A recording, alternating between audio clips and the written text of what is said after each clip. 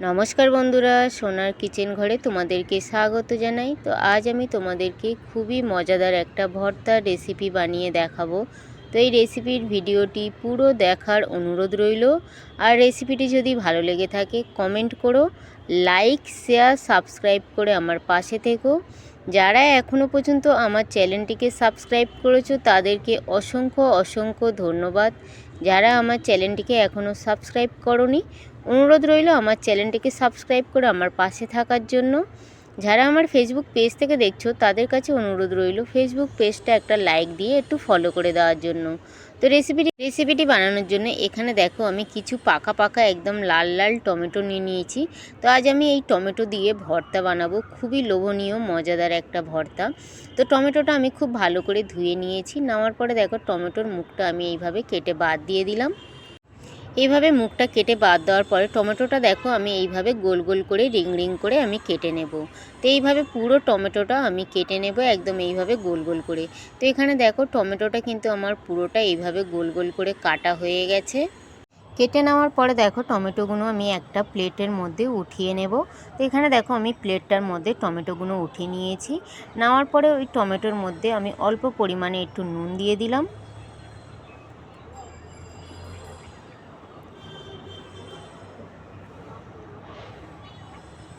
আর একটু আমি হলুদের গুঁড়ো দিয়ে দিলাম।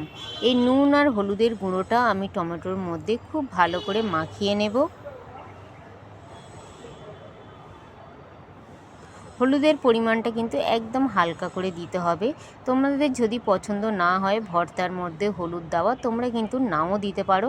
তো এখানে দেখো আমি নুন আর হলুদটা খুব ভালো করে টমেটোর মধ্যে মাখিয়ে নিলাম। মাখিয়ে নেওয়ার পর আমি গ্যাসের মধ্যে একটা প্যান বসিয়ে দিয়েছি। ওই প্যানটার মধ্যে আমি সর্ষের তেল দিয়ে দিলাম। ভর্তা মানে কিন্তু সর্ষের তেল। তো সর্ষের তেলটা দিয়ে আমি খুব ভালো করে তেলটা গরম করে নেব। নিয়ে ওই তেলের মধ্যে আমি কয়েকটা শুকনো লঙ্কা আগে ভেজে নেব।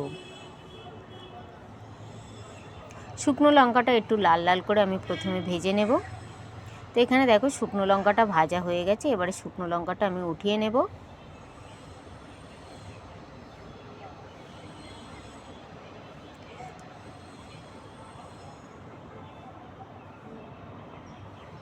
তো শুকনো লঙ্কাটা আমি উঠিয়ে নিলাম।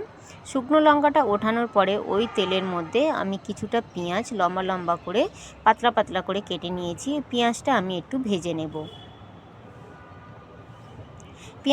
তো এখানে কিন্তু পেঁয়াজটা আমি হালকা লাল লাল করে একটু ভেজে নেব। তো এখানে দেখো পেঁয়াজটা কিন্তু প্রায় হালকা লাল লাল করে ভাজা হয়ে এসছে। তো এবার এই পেঁয়াজটাকে আমি তুলে নিলাম, পেঁয়াজ ভাজাটাকে আমি তুলে নিলাম। পেঁয়াজ ভাজাটা পুরো আমি এইভাবে উঠিয়ে নেব। তো পেঁয়াজ ভাজাটা উঠিয়ে নেওয়ার পরে ওই পেঁয়াজ ভাজা তেলের মধ্যে আমি যে টমেটোর মধ্যে নুন আর হলুদ মাখিয়ে রেখেছিলাম ওই টমেটোগুলো আমি সাজিয়ে খুব ভালো করে প্যানটার মধ্যে দিয়ে দেব। খুব ভালো করে সাজিয়ে পুরো টমেটোগুলো আমি এই প্যানটার মধ্যে দিয়ে দেব। তো এখানে দেখো পুরো প্যানটার মধ্যে আমি টমেটোগুলো দিয়ে দিয়েছি।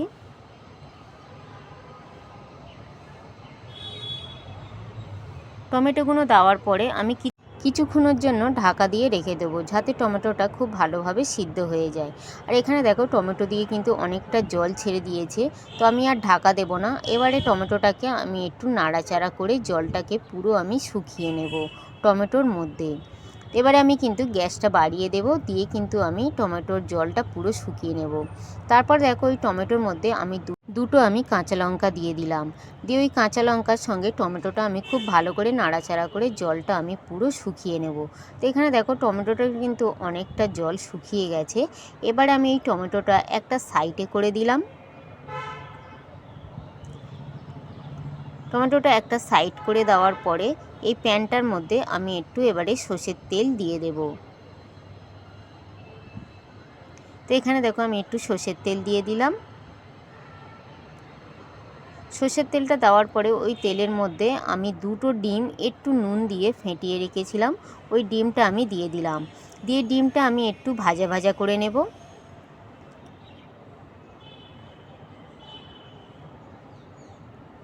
তো এখানে দেখো ডিমটা কিন্তু খুব ভালো করে ভাজা ভাজা করে নিতে হবে, যাতে ডিমের কাঁচা গন্ধটা না আসে। সেইভাবে কিন্তু খুব ভালো করে ডিমটা ভাজা ভাজা করে নিতে হবে। টমেটোর ভর্তা তোমরা তো অনেকে অনেক রকমভাবে খেয়েছো। আজ আমি যেভাবে বানাচ্ছি সেভাবে যদি তোমরাও একবার বানিয়ে দেখো, আশা করি সবাই কিন্তু ভীষণ ভালো লাগবে। তো এখানে দেখো ডিমটাও আমার ভাজা হয়ে গেছে। এবারে এই ডিমটা আমি টমেটোটার সঙ্গে খুব ভালো করে ডিমটা এবারে আমি মিশিয়ে নেব। তো এখানে দেখো টমেটোর সঙ্গে কিন্তু আমি ডিমটা খুব ভালো করে মিশিয়ে নিচ্ছি। আর টমেটোতে কিন্তু জলটা একদম শুকিয়ে গেছে, এই রকম পর্যায়ে থাকবে, তখনই কিন্তু ডিমটা ভেজে টমেটোর সঙ্গে মিশিয়ে নিতে হবে। টমেটোর সঙ্গে আমি ডিমটা দিয়ে আরও একটুখানি আমি নাড়াচাড়া করে নেব।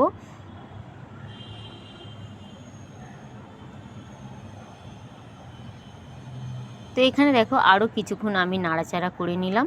এখানে আরও কিছুক্ষণ নাড়াচাড়া করে নেওয়ার পরে এখানে কিন্তু আমার টমেটো ভাজা আর ডিম ভাজা রেডি হয়ে গেছে। এবারে আমি ঠান্ডা করে নেব।